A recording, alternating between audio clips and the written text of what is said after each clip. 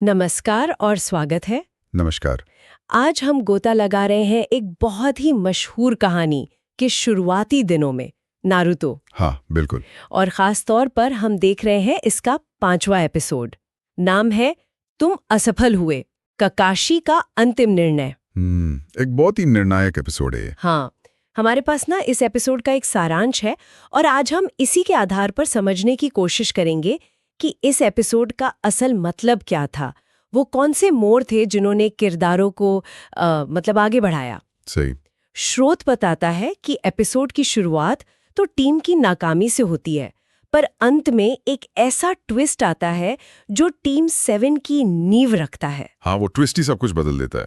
तो चलिए शुरू करते हैं फिर। बिल्कुल। एपिसोड की शुरुआत में हम देखते हैं टीम 7 के नए सदस्य नारुतो, सासुके और साकुरा।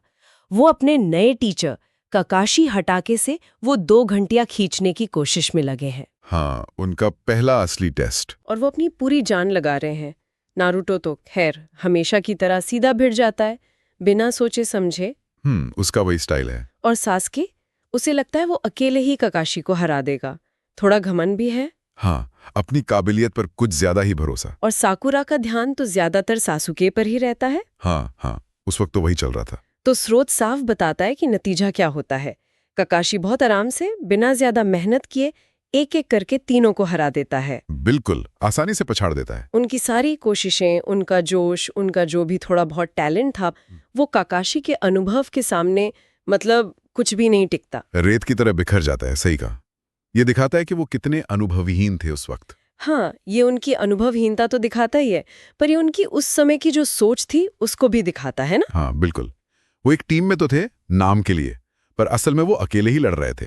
नारुतो को बस अपनी पहचान बनानी थी, सासुके को खुद को बेस्ट साबित करना था। और साकुरा का ध्यान कहीं और था। हाँ, उनमें आपसी तालमेल, कोई स्ट्रैटेजी कुछ था ही नहीं, बिल्कुल जीरो। और वो ये समझ ही नहीं रहे थे कि सामने कौन है। एक जोनिन लेवल का शिनोबी, उसे अकेले हराना तो उनके लिए नामुमकिन जैसा था। हाँ। स्रोत कहता है कि ककाशी उन्हें हरा देता है।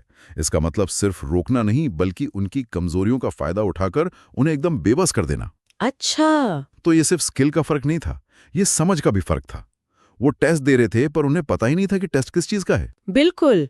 और इसी नाकामी के बाद जब तीनों थके हारे निराश बैठे हैं, तब ककाशी आता है। और फिर वो शब्द कहता है जो एपिसोड का टाइटल भी है, तुम सब असफल हुए। जोरदार झटका लगा होगा उन्हें। हाँ, सोचिए उन बच्चों पर क्या बीती होगी। उन्हें लग रहा होगा हमने पूरी कोशिश की, पर नतीजा फेल। और ककाशी सिर्फ उन्हें फेल नहीं कहता, वो वजह भी बताता है। हाँ ठीक है, चलिए इसे खोलते हैं। ककाशी ने क्या वजह बताई? यहीं पर सारा राज खुलता है। ककाशी बताता है कि वो फेल इसलिए नहीं हुए कि उनमें ताकत कम थी या निंजुत्सु नहीं आता था। तो फिर क्यों? वो फेल इसलिए हुए क्योंकि वो टेस्ट का असली मकसद, उसका जो असली उद्देश्य था, उसे समझने में पूरी तरह से नाकाम रहे। अच्छा। यही चीजें बदलती हैं। ककाशी कहता है कि ये घंटियां छीनने का खेल कभी भी पर्सनल स्किल या ताकत दिखाने के लिए था ही नहीं। ओह। ये कोई कंपटीशन नहीं था कि कौन ज्यादा ताकतवर है। यहां दिलचस्प बात यह है कि स्रोत जोर देता है कि इस टेस्ट का असली गहरा मतलब था टीम वर्क। टीम वर्क, यानी एक टीम की तरह मिलकर काम करना। बिल्कुल। क्या वो अपनी पर्सनल इच्छाओं को, अपने ईगो को, अपनी आपसी जलन को साइड में रखकर एक कॉमन गोल के लिए साथ आ सकते हैं?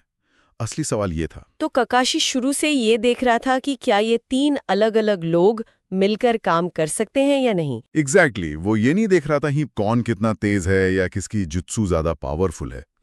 वो देख रहा था कि क्या ये एक दूसरे की मदद कर सकते हैं, क्या ये एक टीम बन सकते हैं। क्योंकि असली मिशनों में तो टीम वर्क ही काम आता है। बिल्कुल। काकाशी अनुभवी है, उसे पता है कि शिनोबी की दुनिया कितनी खतरनाक है।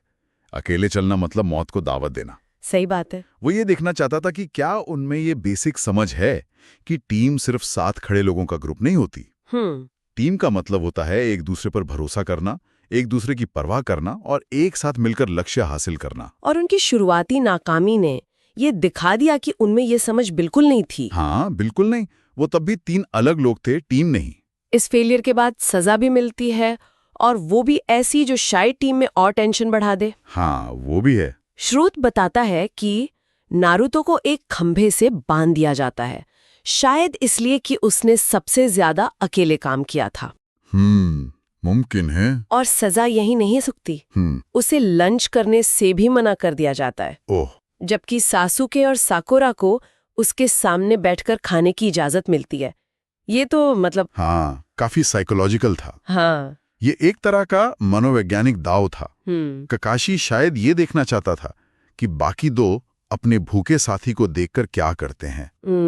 यहाँ एक तरफ तो ककाशी का सीधा नियम है, नारुतो को खाना मत दो, और नियम तोड़ा तो सजा मिलेगी, शायद वापस एकेडमी भेज दिए जाएंगे। हाँ, डर तो होगा ही। और दूसरी तरफ इंसानियत है, उनका साथी भूखा है, और कहीं ना कहीं उनकी वजह से भी भूखा है, क्योंकि फेल तो सब हुए थे। सही। तो अब सासुके और साकुरा के सामने दुविधा है, नियम माने या साथी का साथ दें। और यहीं आता है कहानी का वो मोड़ जिसका हमने शुरू में जिक्र किया था। हाँ, वो निर्णायक पल। ककाशी के जाने के बाद साकुरा तो पहले हिचकती है, पर फिर सासुके, जो आमतौर पर दूसरों की इतनी परवाह नहीं करता, वो अपना खाना नारुतो को ऑफर करता है। ये वाकई चौंकाने वाला था सासुके की तरफ से। बिल्कुल। और फिर साकुरा भी हिम्मत करके अपना खाना देती है। उन्हें पता है कि वो ककाशी के हुक्म को तोड़ रहे हैं। हाँ, पकड़े जाने का पूरा रिस्क है। पकड़े जा सकते हैं और शायद पूरी टीम को सजा मिले, पर फिर भी वो चुपके से नारुतो को खाना खिलाते हैं। ये सिर्फ खाना देना नहीं था, ये वो पहली चिंगारी थी टीम भावना की, बहुत नाजुक सी। बिल्कुल सही कहा। और इस काम का महत्व सिर्फ दया दिखाने तक नहीं है। यहाँ दिलचस्प बात यह है कि ये नियम बनाम सिद्धांत का मामला बन जाता है। नियम बनाम सिद्धांत कैसे?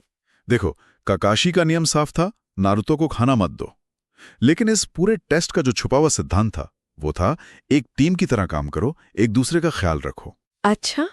तो अनजाने में ही सही, सासुके और साकुरा ने नियम तोड़कर उस गहरे सिद्धांत को निभाया। के लिए साथी की जरूरत ककाशी के नियम से ज्यादा जरूरी है। और यही तो ककाशी सिखाना चाहता था, जैसा हम बाद में देखते हैं कि नियमों को बस मानना जरूरी नहीं, उनके पीछे की मंशा समझना जरूरी है। तो उन्होंने नियम तोड़ा, पर टीम वर्क की पहली शर्त पूरी की, एक दूसरे की देखभाल। एग्जैक्टली। आपसी देखभाल। और यही बात वाकई दिलचस्प हो जाती है। जैसे ही वो नारुतो को खाना खिला रहे होते हैं, कौन आता है? ककाशी। हाँ, अचानक से ककाशी प्रकट होता है। जाहिर है तीनों डर गए होंगे बुरी तरह। हाँ, सोचा होगा अब तो गए काम से, पकड़े गए। लगा होगा कि अब तो पक्का फेल और सजा मिलेगी। टीम बनने का सपना शायद यहीं खत्म। माहौल एकदम टेंशन वाला। हाँ, वो तनाव महसूस होता है। देखने वाले भी सोचते हैं कि अब क्या होगा। लेकिन ककाशी का रिएक्शन बिल्कुल उल्टा होता है। हाँ। सोच के मुताबिक वो उन्हें डांटने या सजा देने के बजाय उनकी तारीफ करता है। ये हुई ना बात, तारीफ था। ये विरोधाभासी तो कमाल है। वो उन्हें बताता है कि वे टेस्ट में पास हो गए हैं। सफल नियम तोड़ने के बाद। हाँ। क्यों? इसलिए नहीं कि नियम तोड़ा, बल्कि इसलिए कि उन्होंने ये दिखाया कि वो एक दूसरे की परवाह करते हैं, एक टीम की तरह काम कर सकते हैं, भले ही उसके लिए नियम को नजरअंदाज करना पड़े। अच्छा, तो ककाशी ने जानबूझकर ऐसा नियम बनाया था जिसे तोड़ने पर ही टेस्ट का असली मकसद पूरा होता है। लगता तो यही है। हाँ। ये तो बड़ा घुमावदार तरीका है सिखाने का। घुमावदार लग सकता है, पर यह शिनोबी दुनिया की सच्चाई दिखाता है। मिशन हमेशा सीधे सपाट नहीं होते। कई बार नियम और नैतिकता में टकराव होता है। कई बार साथियों की जान बचाने के लिए नियम तोड़ने पड़ते हैं। सही बात है। ककाशी शायद उन्हें यही सिखाना चाहता था कि असली ताकत आंख बंद करके नियम मानने में नहीं है, बल्कि सिचुएशन को समझने में, सही गलत का फैसला करने में, और सबसे जरूरी चीज अपने साथियों की जान, इसको प्राथमिकता देने में है। और उसने उन्हें ये मुश्किल सबक सीखने का मौका दिया, एक सेफ माहौल में। हाँ, बिल्कुल। तो इस सब का क्या मतलब हुआ? इस सफलता का नतीजा क्या निकला? नतीजा ये था कि टीम 7 ऑफिशियली बन गई। आखिरकार। हाँ, नारुतो उज़ुमाकी, सासुके उचिहा और साकुरा हारुनो अपने लीडर ककाशी हाटाके के साथ अब एक सर्टिफाइड गेनिन टीम थे। ये सिर्फ एक फॉर्मेलिटी नहीं थी, है ना? बिल्कुल नहीं। ये उनकी एक साथ सफर की असली शुरुआत थी। और ये शुरुआत ऐसी नींव पर हुई जहां टीम के रिश्ते को पर्सनल एम्बिशन से ऊपर रखा गया। ये पल उनकी आगे की पूरी कहानी के लिए स्टेज सेट करता है। सही। अगर हम इसे बड़ी तस्वीर से जोड़ें, तो इस टीम का बनना और जिस तरह से ये बनी, इसका क्या महत्व है? ये सिर्फ 3 बच्चे और एक टीचर का साथ आना तो नहीं है। वही, बिल्कुल नहीं। इसका महत्व बहुत गहरा है। अगर हम इसे बड़ी तस्वीर से जोड़ें, तो पहली बात, ये तीनों के कैरेक्टर डेवलपमेंट की शुरुआत है।